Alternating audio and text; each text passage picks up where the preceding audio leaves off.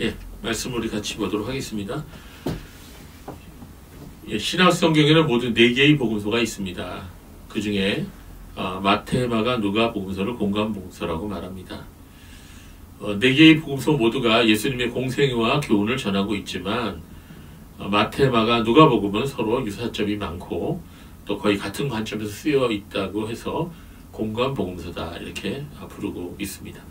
반면에 이제 요한복음은 주로 예수님의 말씀에 대한 해설 위주로 좀 다른 각도로 예수님에 대해서 소개하고 있기 때문에 요한복음을 공간복음서와 다르게 제4복음서라 이렇게 부르기도 합니다. 자, 그 제4복음서 요한복음 1장 1절은 이렇게 시작하고 있습니다. 태초에 말씀이 계셨다. 그 말씀이 하나님과 함께 계셨으니 그 말씀은 하나님이셨다. 이렇게 말씀하고 있어요. 자, 굉장히 중요한 말씀을 지금 요한복음 1장 1절부터 선포하고 있는데요.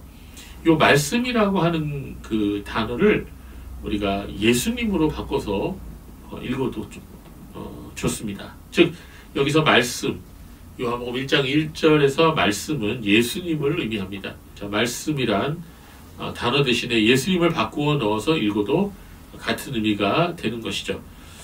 그분은 태초에 하나님과 함께 계셨다. 즉 예수님은 태초에 하나님과 함께 계셨다.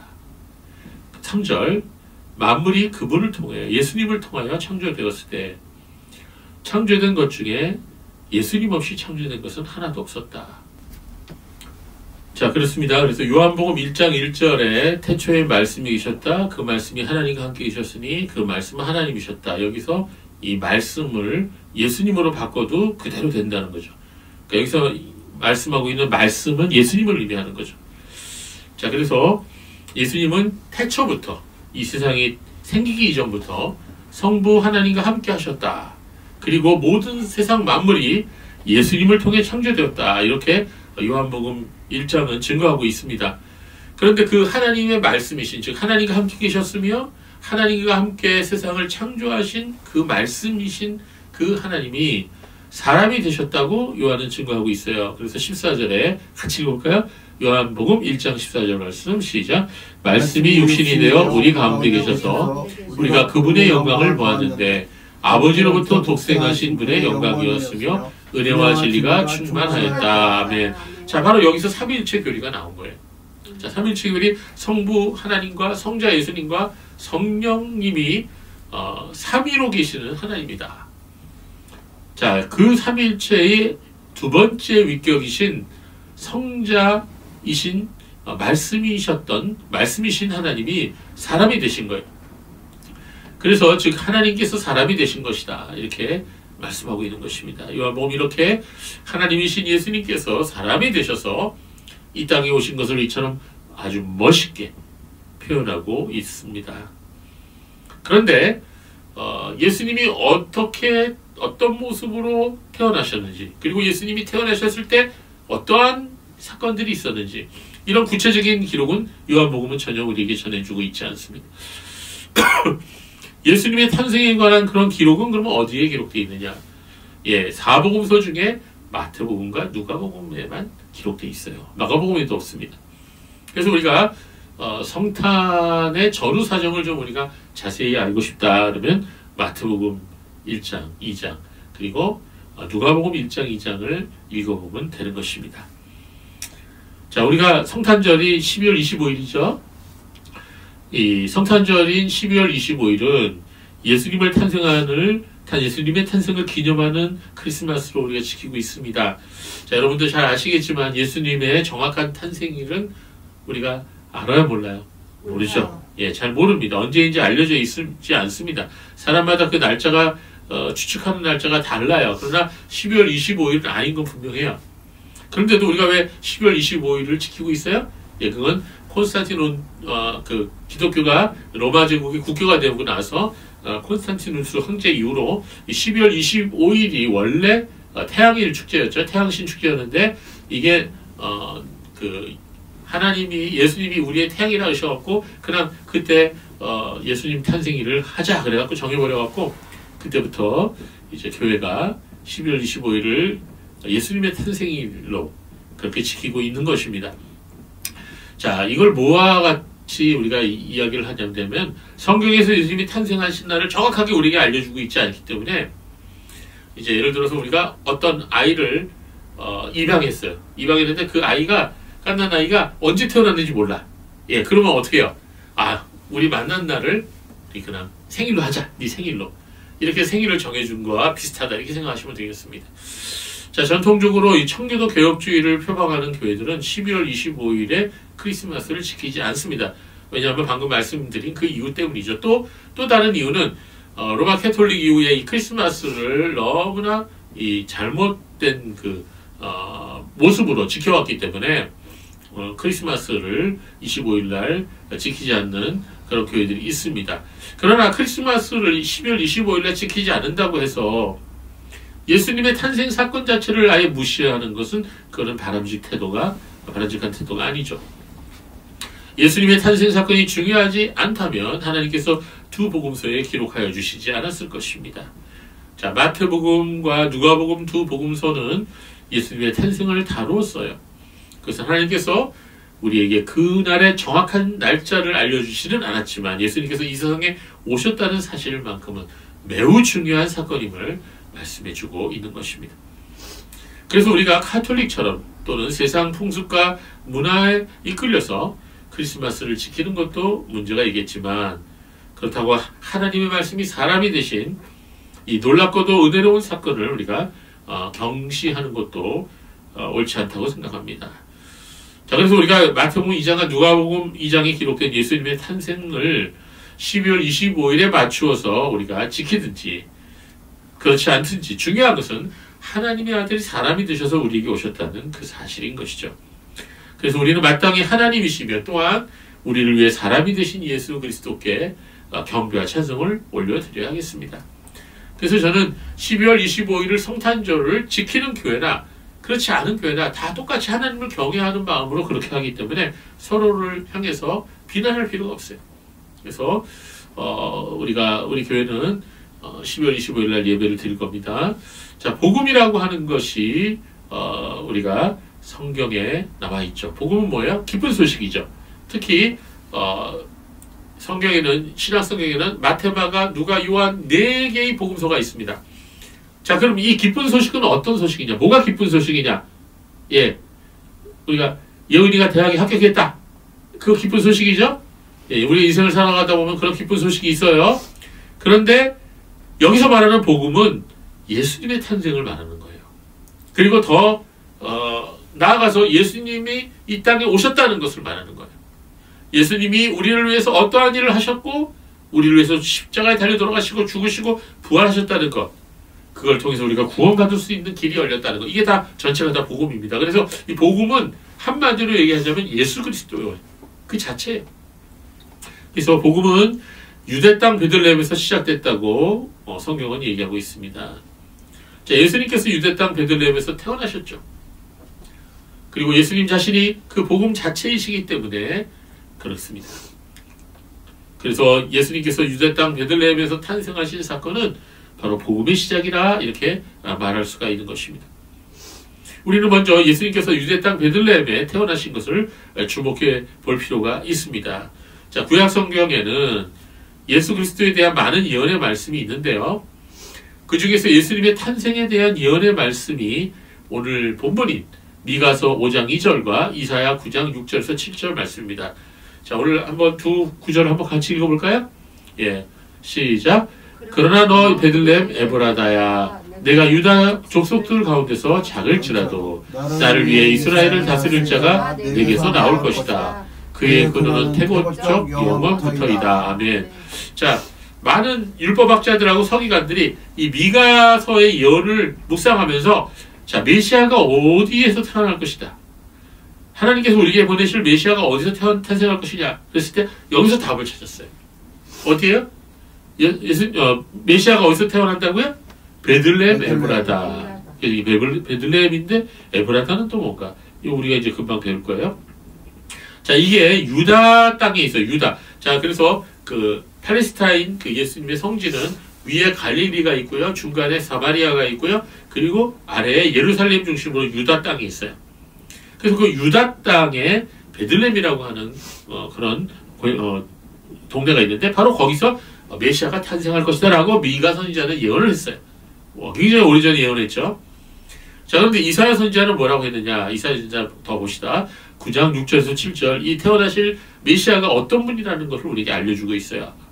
자, 우리 같이 읽어볼까요? 시작. 이는 한 아기가 우리에게 낳고 한 아들을 우리에게 주신 바 되었는데 그 어깨에는 정사를 메었고 그 이름은 기묘자라 모사라 전능하신 하나님이라 영존하시는 아버지라 평강의 왕이라 할 것이니라. 그 정서와 평강의 더함이 무궁하며 또 다윗의 위에 앉아서 그 나라를 굳게 세우고 자금 이후 영원토록 공평과 정의로 그것을 보존하실 것이라. 만군의 여호와의 열심히 이를 이루시리라. 아멘.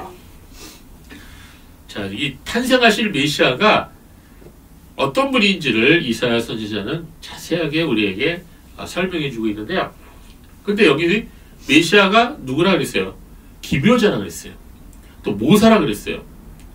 자, 영어로 하면은 카운셀러, 상담자, 그리고 많은 지식을 가지고 계시는 그런 분이다. 그리고 전능하신 하나님이래요. 하나님이라고 말씀하고 있습니다.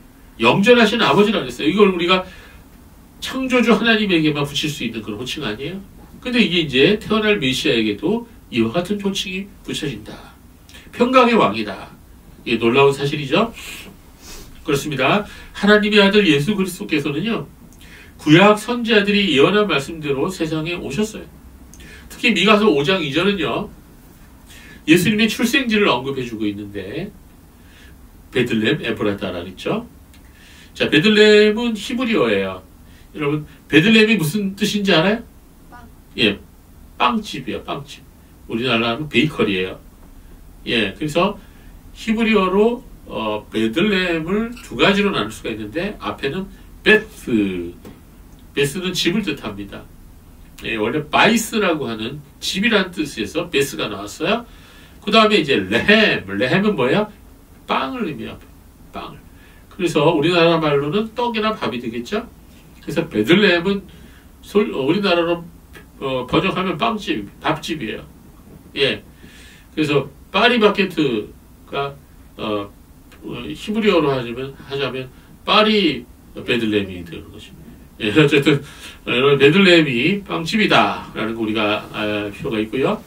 창세기 28장 19절에 보면 야곱이 광야에서 혼자 돌을 베개로 삼고 잠을 자다가 꿈을 꾸죠. 꿈에서 그는 하늘에서부터 땅까지 이어져 있는 사닥다리와 그 사닥다리 위를 오르락내리락 하는 천사들을 보게 됩니다. 그리고 나중에 놀라운 하나님의 음성을 듣게 되죠. 야곱이 잠이 깬 후에 그곳을 뭐라고 이름 붙였냐? 베델이라고 이름 붙였다. 베델. 자, 베델은 바로 하나님의 집이란 뜻입니다. 아까 우리가 벳은 집이라 그랬죠. 엘은 하나님이니까 하나님의 집이다. 그렇게 우리가 이 베들레헴은 빵집이라는 뜻으로 우리가 이해할 수가 있습니다. 자, 이 베들레헴이 어디에 있느냐? 예루살렘에서 남서쪽으로 약 8에서 10km 정도 떨어진 곳에 위치해 있는 작은 마을이에요. 그러니까 굉장히 가깝죠. 우리나라로 얘기하자면 서울에서 그렇게 떨어진 데가 어디예요? 경기도 광주나 뭐 그런 쪽 아닙니까? 그런 위치해 있는 작은 마을이었어요. 그런데 이스라엘에는 이 베들레헴이라는 지명이 또 안에 있어요. 또 한 군데. 여호수아 19장 15절에 보면 이스라엘이 가나안을 정복한 후에 스불론 지파에게 베들레헴이란 마을이 주어졌는데요. 자, 그곳하고는 많이 떨어져 있죠. 그래서 그 스불론 지파에게 주어진 베들레헴과 구분하기 위해 이스라엘 사람들은 예루살렘 근처에 있는 베들레헴을 뭐라고 불렀느냐? 유다 베들레헴이다. 이렇게 불렀습니다. 자, 룻기 1장 1절에도 보면 이 유다 베들레헴이라는 지명이 나와요.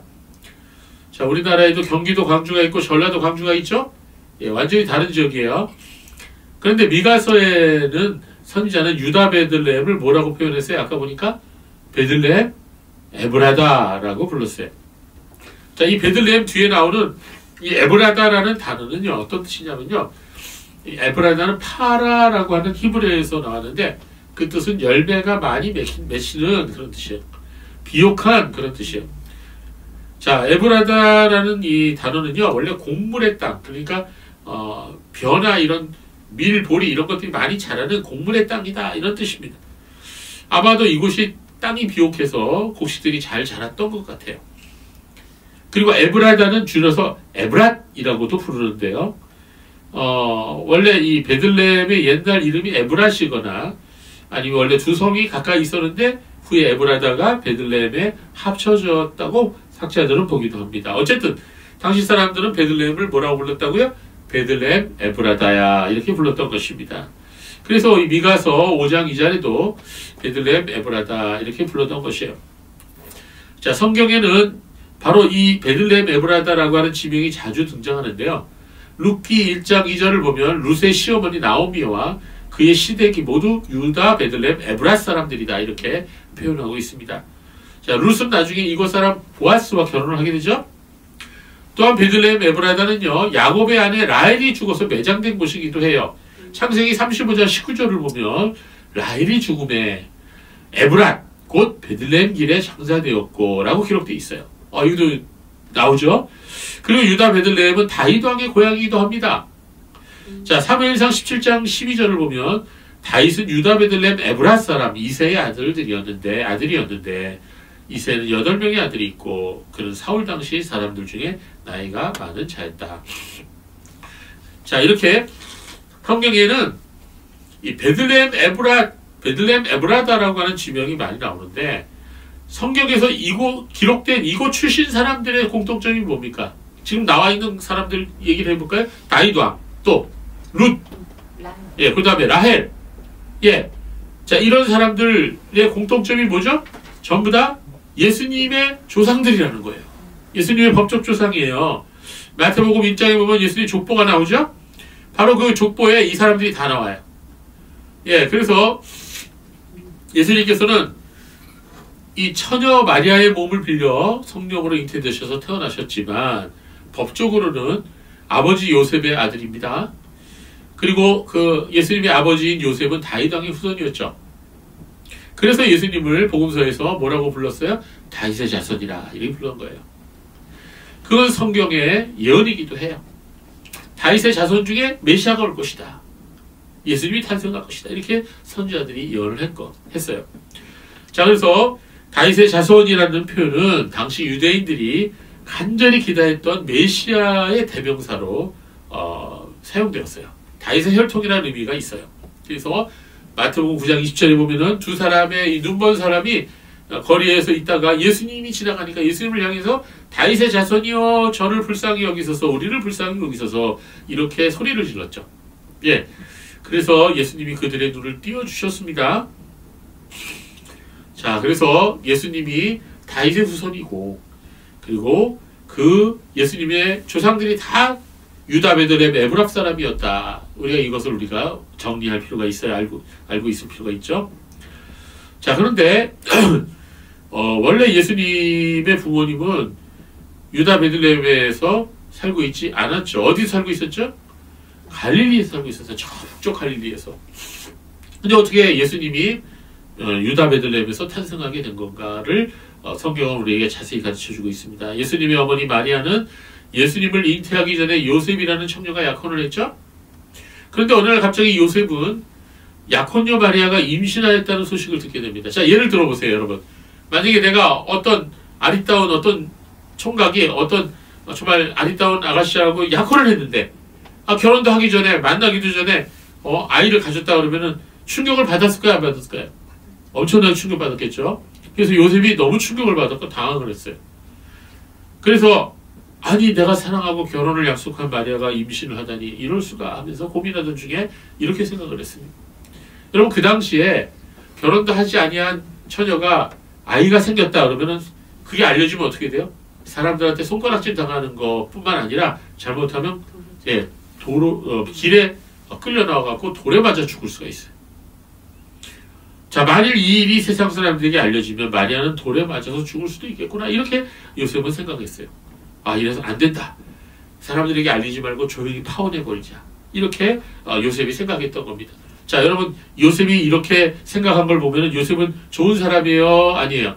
좋은 사람이죠. 그래서 성경은 그를 의로운 사람이다. 이렇게 선한 사람이다. 이렇게 말해주고 있는 것입니다. 그런데 그런 생각을 하고 있는데 그날 밤에 요셉의 꿈에 천사가 나타났어요. 천사가 나타나서 뭐라고 얘기했습니까? 마태복음 1장 20절 21절 말씀이에요. 다윗의 자손 요셉아 내 아내 마리아를 데려오기를 무서워하지 마라. 그에게 잉태된 자는 성령으로 된 것이니 아들을 낳으리니 그 이름을 예수라 하라. 그가 자기 백성을 그들의 죄에서 구원할 자이심이니라. 이렇게 말씀했던 것입니다. 요셉은 주님의 말씀에 순종해서 임신한 마리아를 자기 집으로 데려와요. 그리고 예수님이 태어날 때까지 정성을 다해서 돌봐주고 지켜줍니다. 얼마나 훌륭한 믿음의 사람이에요. 그렇죠? 자, 그런데 예수님의 아버지 요셉은 갈릴리 나사렛에서 살고 있었다 그랬죠? 그러나 원래 요셉은 다윗 왕의 후손으로서 본래의 조상들의 고향은 갈릴리 나사렛이 아니라 유다 베들레헴 땅이었던 것입니다. 그런데 갑자기 로마 황제가 로마 제국의 모든 사람들에게 자기들의 원래 고향으로 돌아가서 호적을 하라고 공포합니다. 그 사건이 누가복음 2장 1절 2절에 나오는 거예요. 놀랍죠? 자, 우리 한번 같이 읽어봅시다. 시작. 이 무렵에 아우구스투스 황제가 칙령을 내려서 온 세계가 호적 등록을 하게 하였으니 그 첫 번째 호적 등록은 구레뇨가 시리아의 총독이었을 때 실시한 것이다. 자, 여기서 이 아우구스투스 황제라는 사람이 나와요. 네. 이 아우구스투스 황제가 바로 그 유명한 가이우스 줄리우스 옥타비아누스라고 하는 로마 황제입니다. 자, 그의 본래 이름은 가이우스 옥타비우스였어요. 근데 후에 그가 그 유명한 줄리어스 시저의 양자가 됩니다. 여러분 줄리어스 시저 아시죠? 로마 황제 중에 가장 유명한 사람 아닙니까?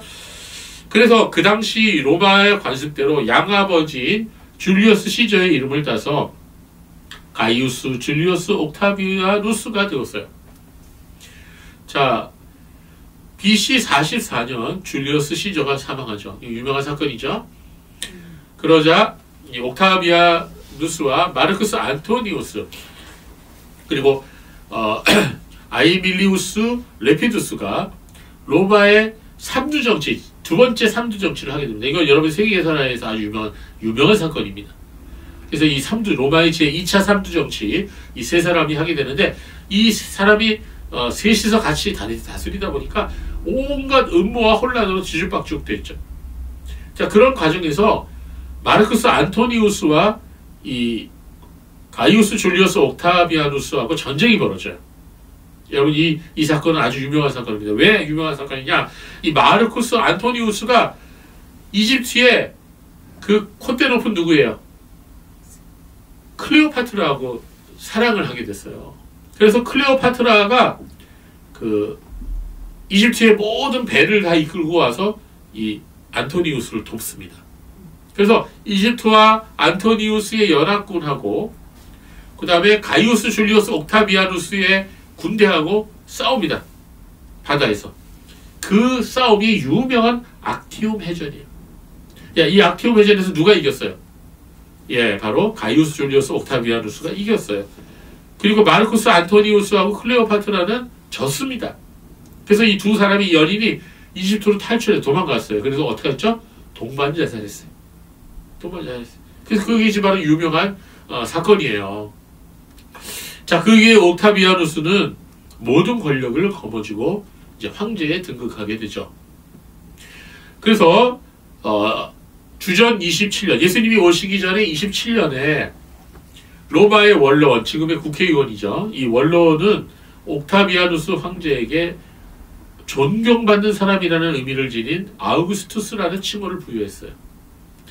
그래서 그를 역사적으로 뭐라고 부르느냐? 아우구스투스 황제라 이렇게 불러요. 이 아우구스투스 황제는 그 후로 로마를 아주 잘 다스려갖고 로마 제국 전체의 역사를 통틀어서 가장 평화로운 시기라고 말하는 박스 로마나, 아주 유명한, 오늘 지금 세계사 공부하고 있어요. 우리가 박스 로마라고 하는 로마의 평화 시대를 이루었어요. 그가 다스리는 시대에는 전쟁이 없었습니다. 하도 로마 제국이 강력하니까. 자, 바로 이 시대 때, 이 박스 로마나 시대 때 예수님이 탄생하신 거예요. 그리고 예수님의 제자들과 초대교회가 자유롭게 이 로마의 그 닦아놓은 그 길을 통해서 복음을 전 로마 제국에 전할 수 있었던 거죠. 자, 이게 바로 하나님의 뜻이에요.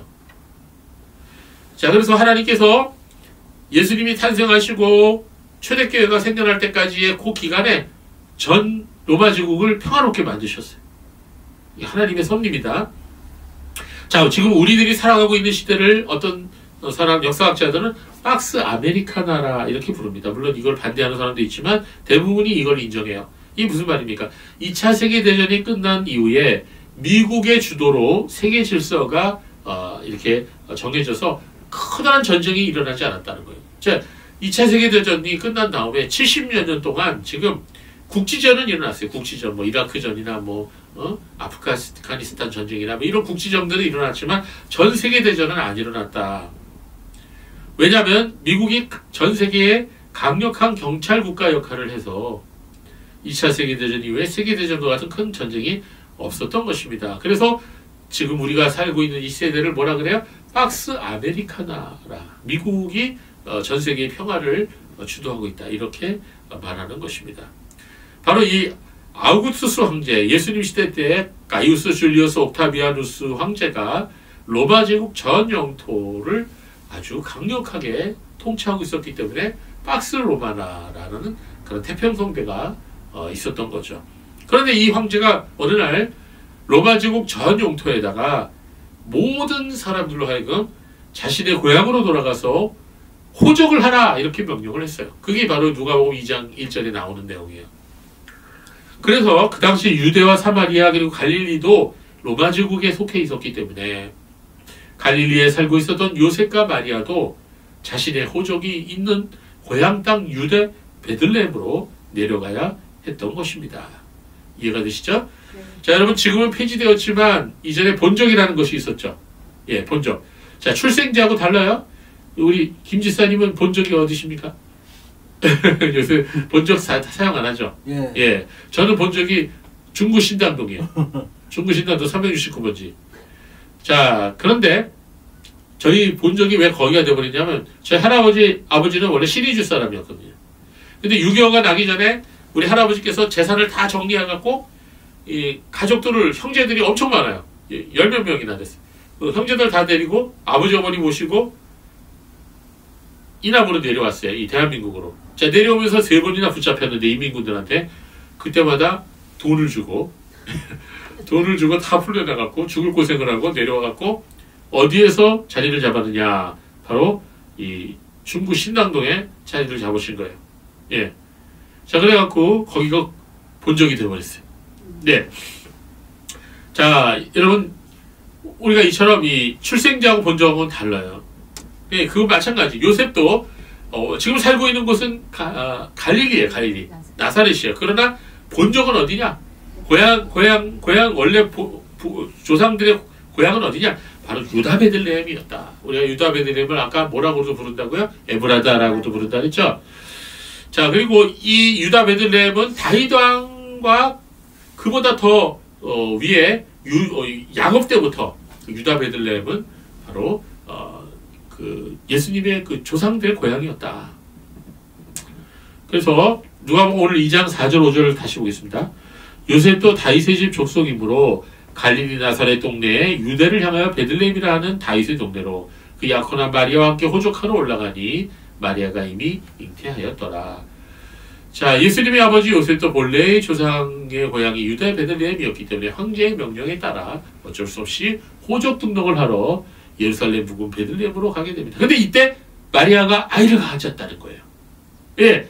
그 모든 사람이 자기들의 고향으로 가서 호적을 해야 하기에 민족의 대이동이 시작되었죠? 마치 우리 명절 때처럼.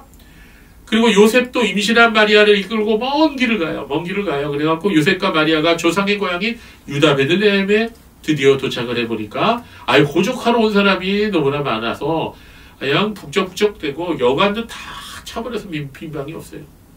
예, 오늘날로 말하자면 호텔, 모텔, 뭐 민박할 것 없이 다 차버린 거죠. 그래서 그런데 갑자기 마리아가 산통이 오고 그러니까 급하잖아요, 그렇죠? 예, 그래서 예 급한 대로 아유 말구이라도 주세요, 말구이라도. 말구이. 그러니까 말들이 모아놓은 곳이죠. 예, 마구간이라도 주세요. 그래갖고 마구간이 들어갔어요. 마구간이 들어가서 아이를 낳는데 거기 뭐 요람이 있나요? 뭐가 있나요? 어디다가 넣은 거예요? 깐나내기를? 말이 먹는 말 먹이통, 그걸 말구유라 그러죠. 메인저. 그 구유에다가 예수님 깐나나기를 낳아서 거기다가 눕혔던 거예요. 그래서 예수님의 탄생에 이 말구유가 등장하는 거예요. 마구간하고. 그렇죠? 자, 이게 유명한 사건이 아닙니까? 자, 오늘 제가 이 말씀을 자세히 말씀드리는 이유는 뭡니까? 여러분 이미 다 알고 있는 내용이죠. 자, 하나님의 아들이신 분이 만왕의 왕 예수님이 황금 요람도 부족할 텐데 말들의 밥그릇인 말구유에 누이신 것이다. 이 사건은 상징적인 의미가 있어요. 예수님이 우리를 위해 가난해지셨다는 거예요. 우리를 위해 자기를 낮추셨다는 거예요. 자, 그리고 오늘 제가 강조하고 싶은 거는 뭐냐면 우리는 이 사건을, 예수님의 탄생 사건을 잘 우리가 눈여겨봐야 되는데, 하나님께서는 예수님이 탄생하시기 전 약 700년 전에 700년 전에 미가 선지자를 통해서 예수님께서 다윗 왕의 고향인 유대 베들레헴에 탄생하실 것을 예언했다는 거예요. 로마의 아우구스투스 황제는 바로 이 미가 선지자의 예언이 이루어지도록 하는 데 있어서 결정적인 역할을 했다는 것입니다. 아우구스투스 자신은 몰랐지만 그가 호적 등록, 갑자기 호적 등록을 하라고 말하고 싶네. 이러고 전 로마 제국에 호적 등록해! 하고 명령을 내렸는데 그게 바로 하나님의 섭리였다는 거예요. 즉 미가 선지자의 예언이 이루어지도록 하도록 하나님께서 이 아우구스투스 황제를 통해 역사하신 거죠.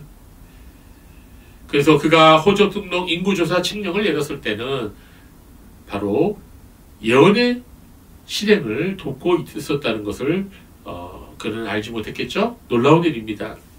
그래서 오늘 누가복음 2장 4절과 11절에 다윗의 동네라고 표현한 곳이 나오는데, 오늘날 다윗의 동네에 너희를 위하여 구주가 나셨으니, 바로 이 다윗의 동네가 바로 유다 베들레헴을 말하는 거예요. 유다 베들레헴 에브라다. 그렇습니다. 예수님께서는 구약 미가 선지자의 예언대로 유다 베들레헴 에브라다에서 탄생하신 거죠. 자, 여러분, 우리가 이걸 통해서 뭘 우리가 알 수가 있냐면, 예수님은 오랫동안 구약의 선지자들이 예수님이 오실 것이라, 메시아가 탄생할 것이다 라고 예언을 했는데 그 놀라운 예언이 이루어진 거예요. 그래서 우리가 이 성탄은요, 예수님에 대한 선지자들의 예언이 이루어진 것이다 라고 하는 것을 우리가 첫 번째 우리가 기억해야 됩니다. 그리고 미가 선지자는 예수님의 탄생하게 될 장소까지 아주 정확하게 미리 말씀해 주셨습니다. 저는 오늘 이걸 통해서 우리가 알아야 할 게 뭐냐, 하나님의 약속의 말씀은 반드시 이루어진다는 것, 그것을 우리는 꼭 기억해야 됩니다. 그래서 우리는 항상 우리가 인생을 살면서 뭘 붙잡고 살아야 돼요? 하나님의 약속의 말씀을 붙잡고 살아야겠다. 여러분, 세상 사람들도 약속을 해와네요. 예, 집사님도 약속 많이 하셨죠? 근데 약속 다 지키셨어요? 뭐 지킨 것도 있습니까? 예, 저도 말할 것도 없고요. 아마 예언이도 그랬을 거야. 예, 그래서 약속을 함부로 하면 안 되지. 예, 그런데 사람들이 약속을 못 지키는 이유가 뭘까요? 예, 저는 두 가지가 있다고 해요. 첫 번째, 그 사람이 신실하지 못해서.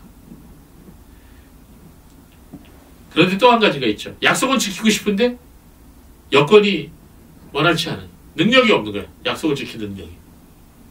그래서 지키지 못하는 거죠. 그죠? 자, 지키고 싶은데 지키지 못하는 상황이 되면 못 지키는 거예요. 마음이 있어도. 그러나 하나님은 어떠세요? 하나님은 약속의 말씀을 반드시 지키시는 분이시죠. 자, 우리가 이사야 55장 10절, 11절 말씀을 같이 읽어보겠습니다. 시작. 비와 눈이 하늘에서 내려서는 다시 그리로 가지 않고 토지를 적시어서 싹이 나게 하며 열매를 맺게 하며 파종하는 자에게 종자를 주며 먹는 자에게 양식을 준 것 같이 내 입에서 나가는 말도 헛되이 내게로 돌아오지 아니하고 나의 뜻을 이루며 나의 명하여 보낸 일에 형통하리라. 그렇습니다. 모세와 선지자들과 다윗 왕이 예언하고 그들이 간절히 소망했던 메시아의 오심은 하나님의 말씀대로 이렇게 이루어졌던 것입니다. 그리고 그 오신 메시아는 바로 하나님의 아들이었죠. 그분의 오심 자체가 복된 소식이 되었어요. 그리고 복음의 시작이 되었어요. 그리고 그 복된 소식은 지금도 이 세상을 살아가는 모든 사람들에게 구원의 소망을 주는 그런 소식이 되었던 것입니다. 자, 오늘날 수많은 사람들이 크리스마스 즐거워하죠? 자, 이유도 잘 알지 못하면서 그냥 크리스마스를 즐거워합니다. 자, 추리 장식을 하고 온 건물을 화려하게 장식합니다. 저기 지사님 저기 가보셨는지 모르겠지만 저기 신세계백화점 가보면은 그 명동에 엄청나게 화려하게 좀 해놨다. 자, 이렇게 서로 선물을 받고 파티를 열고 맛있는 음식을 차려놓고 술 취하며 즐기죠. 크리스마스. 그러나 정작 크리스마스의 주인공이 누구인지 잊어버렸죠. 그 아기가 누구인지, 왜 사람이 되셔서 우리에게 오셨는지 사람들은 알지 못합니다. 그리고 오늘도 죄 가운데서 먹고 마시며 그 마음이 하나님 두기를 싫어합니다. 이게 지금 크리스마스의 모습이에요. 하나님 보시고 참 마음이 슬퍼하시겠죠. 이러한 세상을 살아가고 있는 저와 여러분이 해야 할 일이 무엇일까요? 그것은 바로 자명합니다. 다시 한번 사람들에게 다가가서 2000년 전에 이 땅에 오신 아기 예수님이 누구이신지, 그분이 왜 이 땅에 오셨는지를 우리가 분명히 알려줘야 됩니다. 자, 마가복음 16장 15절 16절 읽어보겠습니다. 우리 같이 시작. 또 이르시되 너희는 온 천하에 다니며 만민에게 복음을 전파하라. 믿고 세례를 받는 사람은 구원을 얻을 것이요 믿지 않는 사람은 정죄를 받으리라. 자, 우리가 크리스마스를 맞이해서 우리가 다시 기억해야 될 말씀이 바로 이 말씀이에요. 너희는 온 천하에 다니면서 만민에게 복음을 전파해라. 믿고 세례를 받은 사람은 구원을 받을 것이고 믿지 않는 사람은 정죄를 받으리라. 심판을 받는다. 이게 굉장히 중요한 말씀이고 무서운 말씀입니다. 우리는 이번 크리스마스를 통해서뿐만 아니라 우리의 전 세계를 통해서 우리가 이 말씀에 순종해야 됩니다. 우리가 지금 어디에 있든지 무엇을 하고 있든지 누구와 만나고 있든지 이 말씀이 우리들의 삶과 행동의 목표가 되도록 해야 됩니다. 나와 함께 있는 사람이 누구든지 그에게 물어봐야 돼. 혹시 예수 그리스도에 대해서 아십니까? 그분이 누구인지 아십니까? 안다 그러면 너무 기쁘죠. 형제 자매를 만난 거죠. 그러나 잘 모르겠는데 그러면 내가 예수 그리스도에 대해서 당신에게 소개해 줘도 되겠습니까? 우리가 크리스마스를 지키고 있는데 기뻐하고 있는데 그 크리스마스가 바로 예수 그리스도가 탄생한 날을 기념하는 날이에요. 왜 우리가 예수 그리스도를 오심을 기뻐해야 될까요? 그분이 바로 하나님의 아들이고 당신과 나의 모든 죄를 위해서 십자가에 달려 돌아가신 분이기 때문이다 라고 그렇게 얘기해야겠죠. 2000년 전 한 아기가 유대 베들레헴에서 태어남으로 복음은 시작되었습니다. 그리고 지금도 그 복음이 저와 여러분의 입술과 삶을 통해서 세상에 전파되어야 한다는 것이죠. 그래서 오늘 우리는 이 성탄절 앞에 두고 우리가 기억해야 될 두 가지가 있어요. 오늘 말씀을 정리합니다. 사실 뭐 이것저것 많이 얘기했지만 중요한 건 두 가지예요. 첫 번째, 예수님의 탄생은 하나님의 언약이, 하나님의 약속의 말씀이 성취된 것이다. 모든 선지자들이 예언한 것을, 심지어 미가 선지자는 예수님의 탄생할 지역까지 예언을 했는데 그것이 그대로 이루어졌고, 하나님께서는 예수님이 미가 선지자의 그 베들레헴 에브라다에서 메시아가 탄생할 것을 성취시키기 위해서 저 북쪽 갈릴리 나사렛에서 살고 있었던 예수님의 부모님을 아우구스투스라고 하는 로마 황제의 명령을 통해서 그 먼 지역을 옮겨와갖고 그 만삭의 그 몸으로 유다 베들레헴 마국간에서 말구에 예수님이 태어나도록 만드셨어요. 그래서 미가 선지자의 예언이 성취되도록 하나님이 역사하셨다는 거예요. 자, 이게 바로 오늘 우리가 기억해야 될 것입니다. 그 말은 하나님의 말씀은 우리들의 삶에서도 동일하게 역사할 것이고 이루어질 것이라는 거예요. 그래서 우리는 하나님의 약속의 말씀을 굳게 믿고 그 말씀이 이루어질 것을 우리가 굳게 믿고 살아가야 됩니다. 예수님 다시 오시리라 그랬어요. 그 예수님이 다시. 그 예수님이 내가 너희를 위해 다시 오리라 그랬어요. 우리는 예수님의 그래서 재림을 굳게 믿고 살아가는 거예요. 그게 성도의 모습이에요. 두 번째 우리가 기억해야 될 것은 예수님이 오신 이 놀라운 사실을 우리가 전해야 된다. 세상 사람들에게 당신은 예수 그리스도를 아십니까? 내가 당신에게 예수 그리스도에 대해서 설명해드리고 소개해드리고 싶습니다. 하고서 우리가 만나는 사람마다 예수 그리스도에 대해서 우리가 설명해 줘야 된다. 그게 우리 그리스도인들의 책임이요 영광이라 라고 하는 것을 오늘 말씀해 주고 있습니다. 성탄의 메시지 중에 그 두 가지 중요한 메시지를 오늘 우리가 나눴고요. 오늘 나머지는 우리가 크리스마스 당일날 또 몇 가지 더 나누도록 하겠습니다. 자, 기도하겠습니다.